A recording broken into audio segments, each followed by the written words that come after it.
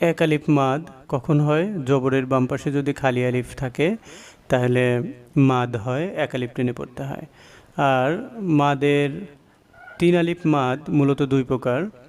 আমরা যেহেতু আসলে শুধুমাত্র শিখব যে কতটুকু টেনে পড়তে হয়, এই জন্য আমরা বিস্তারিততে যাব না।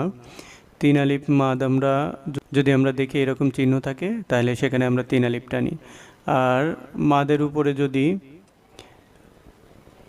উপরে যদি এরকম চিহ্ন থাকে তাহলে আমরা ওইখানে চার আলিফ টেনে পড়ি। তো আসলে এইখানে আমরা দেখব যে হরকতের উচ্চারণ আমরা কিভাবে পড়ব, এক আলিফের উচ্চারণ কিভাবে পড়ব, তিন আলিফের উচ্চারণ কিভাবে পড়ব, চার আলিফের উচ্চারণ কিভাবে পড়ব। হরকতের উচ্চারণ দ্রুত পড়তে হয়, যেমন বা, বা, বা, বা, এরকম। এক আলিফের এক আলিফের উচ্চারণ হবে মূলত হরকতের উচ্চারণ যতটুকু হয়, একটা হরকতকে